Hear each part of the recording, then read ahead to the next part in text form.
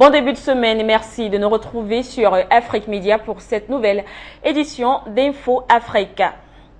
Le 24 novembre 2012 à Sipopo, c'est en Guinée équatoriale, le président Obiang Nguema Bazogo avait été investi au rang de docteur honoris causa en sciences de développement économique et social et devant un parterre de personnalités politiques, diplomatiques et universitaires. Il a émis le vœu de faire vivre ces moments uniques à ses pairs de la CEMAC. Cet hymne grégorien annonce dans un style olympien un grand événement. L'investiture du président équato-guinéen au rang de docteur honoris causa en sciences de développement économique et social. Devant un parterre de personnalités politiques, diplomatiques et universitaires venus du Gabon, de la Centrafrique, du Bénin, du Cameroun, de Cuba et du Congo-Brazza, et en présence des sommités équato-guinéennes, le professeur agrégé béninois Honora Aguessi, appuyé par le président de l'UPIB, Dr Valère Kakaïglele, et de Bertin Kouvi, distingue le président Obiang Nguema Bazogo. Cette investiture se décline en un port de la toge de docteur honoris causa et la remise de l'insigne doctorale et de trophées. Il s'agit d'une reconnaissance officielle, d'une reconnaissance orbi et orbi des prouesses réalisées par le président équato-guinéen à la tête du pays et de ses prises de position à l'international. Merced, dira le président Bazogo en guise de reconnaissance. Il en est bien fier, lui qui tient à faire de la Guinée équatoriale un pays émergent d'ici 2020.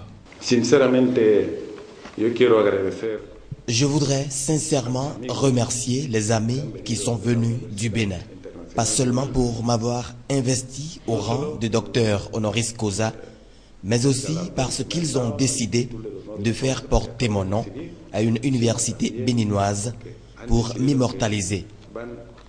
Nous nous engageons à appuyer cette université.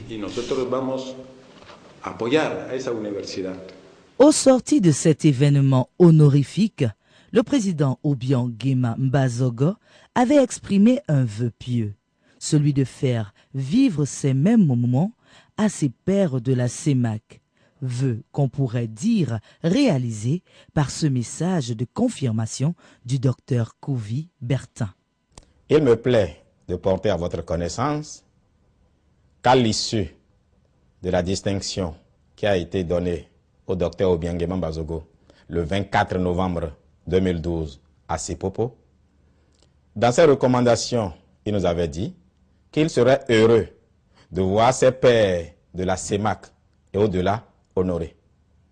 Eh bien, l'Université Polytechnique Internationale Dr Obiang Nguema Bazogo a décidé d'élever au titre de docteur honoris causa, ancien du développement économique, le président Denis Sassou Nguesso du Congo-Brazzaville, Ben Ali Bongo Ondimba du Gabon, Idriss Déby Itno du Tchad, Paul Biya du Cameroun et, ma foi, Joseph Kabila de la RDC. Nous nous réjouissons à l'avance avec ces peuples, avec ces chefs d'État, parce que un pays est à l'image de son président.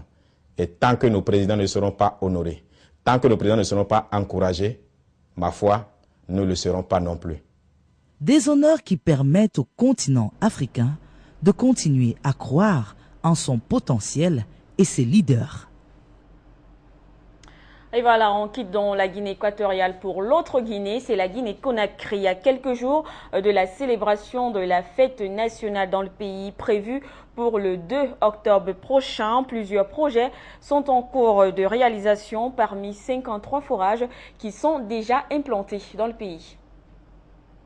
Dans la perspective de la célébration du 55e anniversaire de l'indépendance de la Guinée en Zérékoré, Djekedou bénéficie de 7 projets, parmi lesquels la rénovation de la résidence du préfet, une résidence qui était dans un état de vétusté poussée. À côté du bâtiment principal se trouve un bloc de latrines publiques, une cuisine et la clôture. Selon l'entreprise CETA qui exécute les travaux, le chantier est à 65 fois réjouir le fait. Ça, c'est une aubaine. Depuis notre indépendance, nous n'avons jamais bénéficié d'un avantage de ce genre. Ce n'est pas possible. Donc, on peut que remercier le gouvernement et généralement et le président de la République en particulier. Ça dépend de sa politique, ça dépend de son engagement à développer la Guinée. Donc nous sommes très heureux. 53 forages sont aussi construits, dont 36 dans la commune urbaine. C'est le programme japonais qui appuie ce projet. Il vise à donner aux populations de l'eau potable. Le programme d'urgence est passé, là il y avait eu 18, et plus les 53 là viennent encore s'ajouter au stock qui est à la C'est dans le cadre de l'amélioration des conditions de vie de la population. Autre chantier, c'est la construction du commissariat central de la préfecture de Djekedou. Les travaux ont débuté le 16 mai dernier. L'entreprise Sogefeg promet de terminer le chantier avant le 2 octobre prochain. Nous sommes rassurants et on peut rassurer les autres, tous ceux qui doivent rentrer dans la construction de ce bâtiment-là.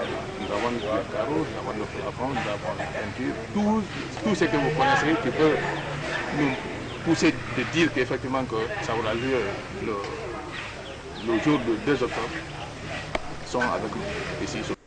Le projet de construction de la direction préfectorale de l'habitat vient aussi répondre aux besoins d'infrastructures dont souffre ce service. Le lycée Bambo sera aussi estancié, sans oublier la gendarmerie.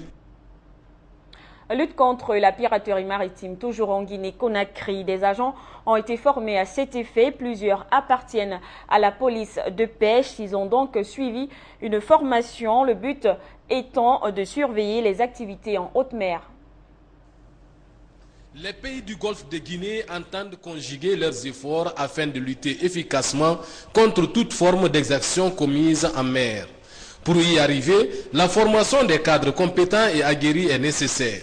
D'où ce stage de formation de la police de pêche. Cette formation elle est engendrée dans le cadre du fonds prioritaire ASECMAR, qui est l'amélioration de la sécurité en mer, enfin sécurité maritime, et qui permet à tous les pays du Golfe de Guinée, le Togo, le Bénin, la Côte d'Ivoire et par extension la Guinée elle-même, de profiter de formations et d'audits pour améliorer la sécurité maritime.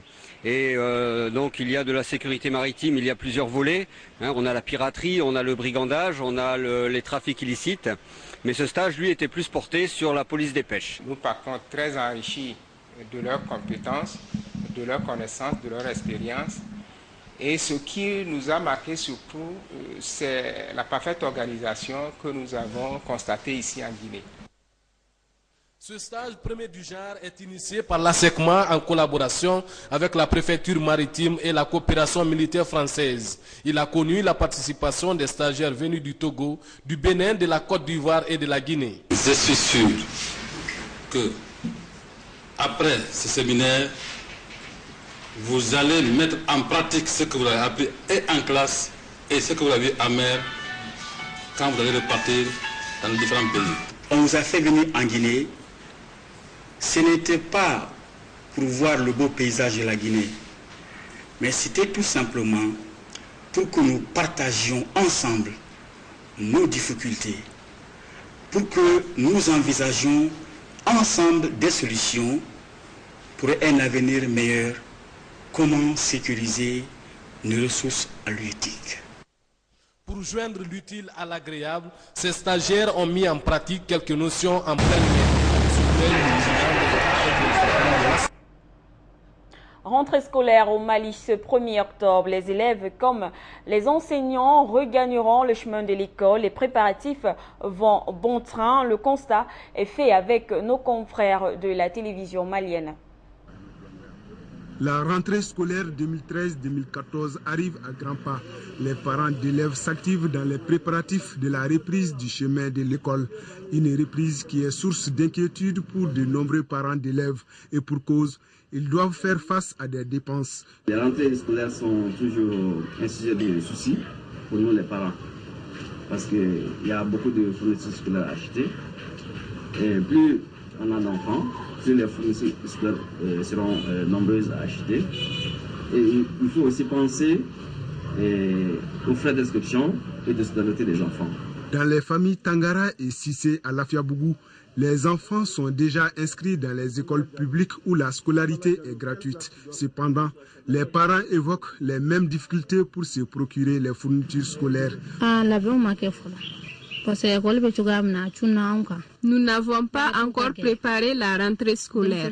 La date de la rentrée nous a surpris. Nous avons appris que la rentrée est prévue pour le 2 octobre. Chez nous, rien n'a été acheté pour les enfants qui doivent aller à l'école. Les enfants sont nombreux. Aujourd'hui, nous manquons de moyens et nous souhaitons l'appui des autorités dans l'achat des fournitures.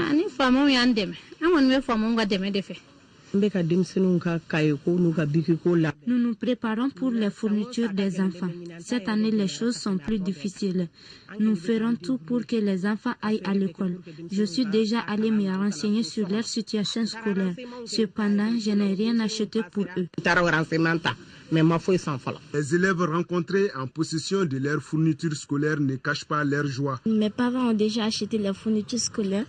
Maintenant, ce qu'ils attendent de nous, c'est que nous puissions bien travailler à l'école et qu'on puisse avoir des prix et de bonnes notes pour qu'on puisse les faire plaisir. Je suis contente parce que c'est la rentrée et que les vacances, nous nous ennuyons. C'est la première fois que je vais faire le second cycle. Je ne sais pas comment seront les maîtres avec moi. Les fournitures scolaires ont coûté cher. Quand vous achetez en gros, le prix est plus abordable que quand vous achetez en petit détail. Et aussi le fait de connaître un fournisseur, c'est-à-dire être un client attitré d'un fournisseur, peut faire en sorte que le commerçant peut vous vendre ses fournitures à un prix beaucoup plus abordable que si vous étiez un parfait inconnu.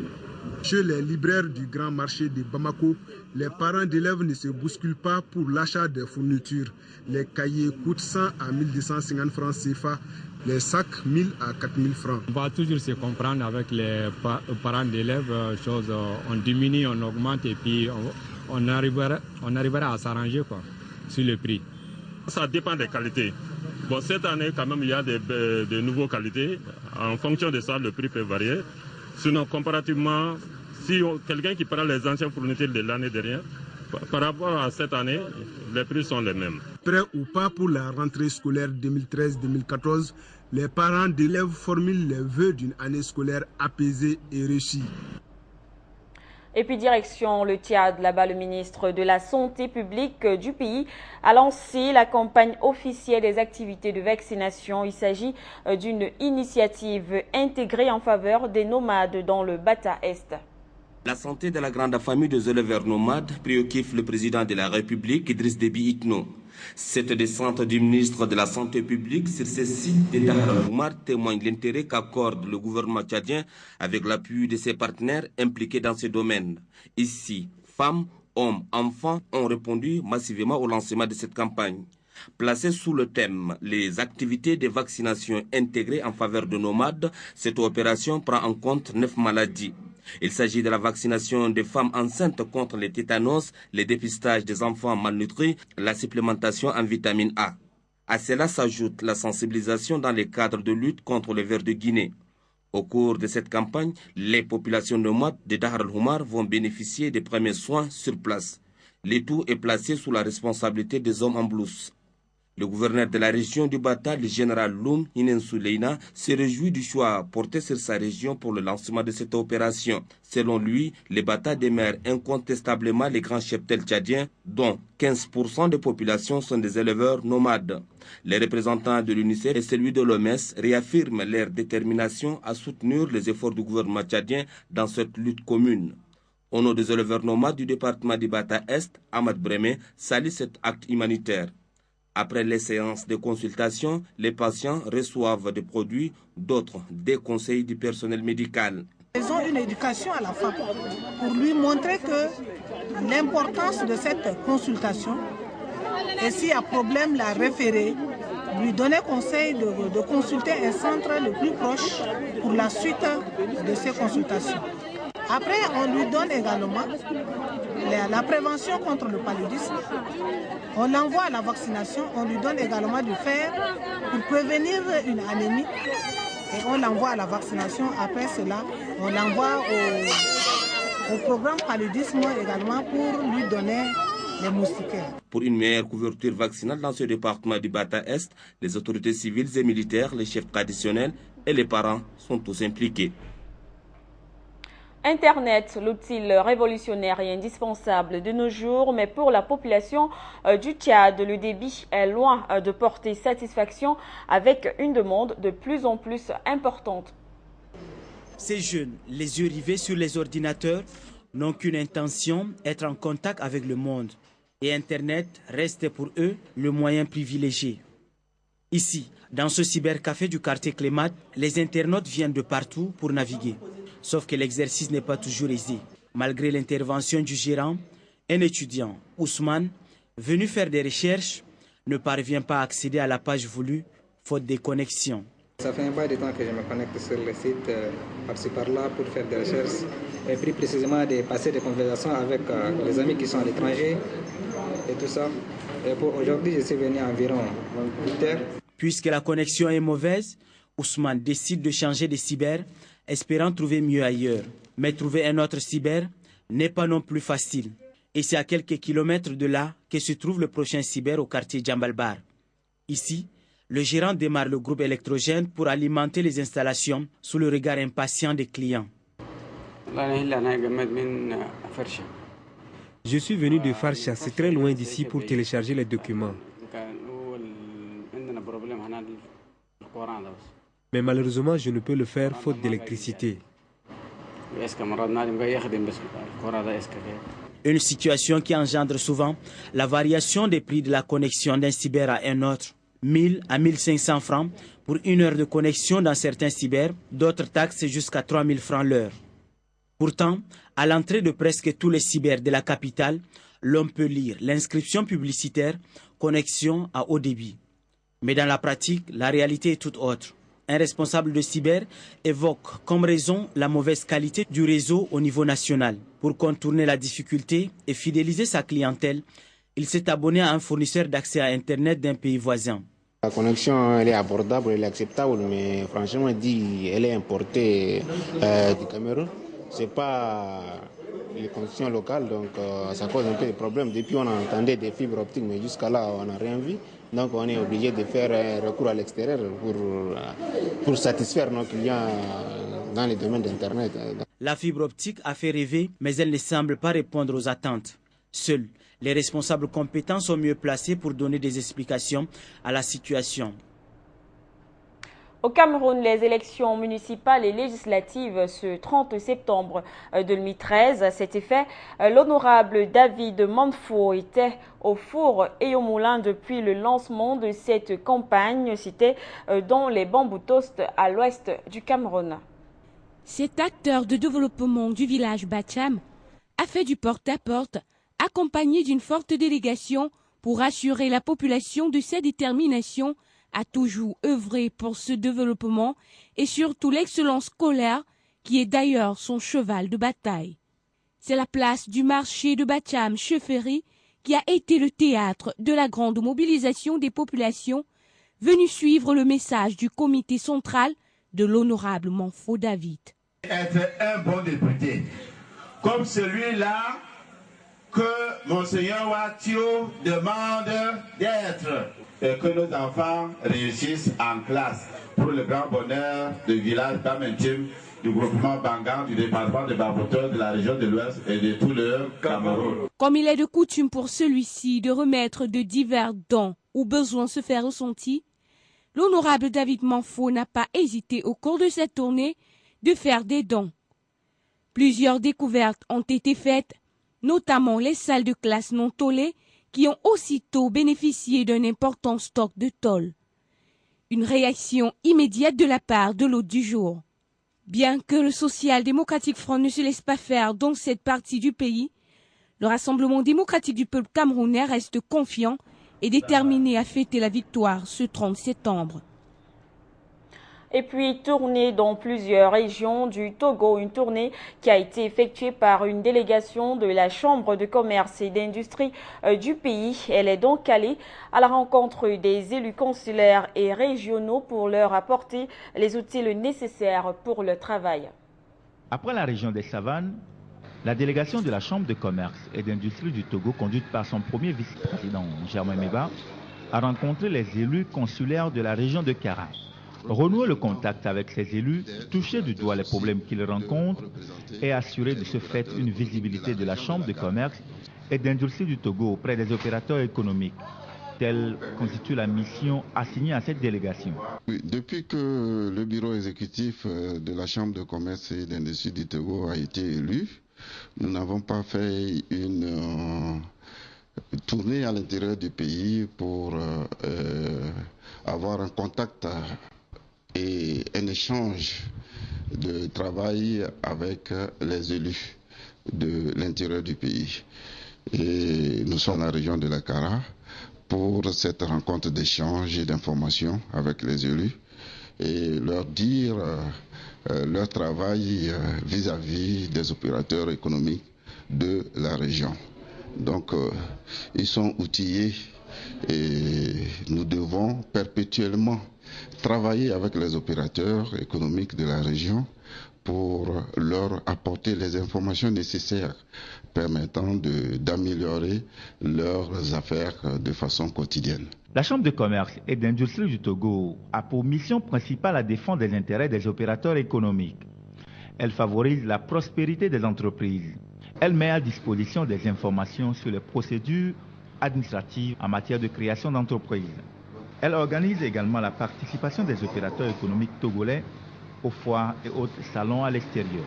La délégation s'est ensuite rendue sur le site du nouveau marché de Kara en construction pour constater l'état d'avancement des travaux.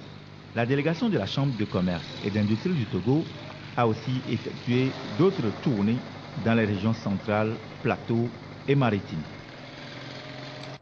Et puis cela fait 18 mois que le projet Atlas de la lutte contre la torture est en cours au Togo. Le projet a pour objectif d'analyser la situation de la torture dans le pays, à l'instar des centres pénitentiaires.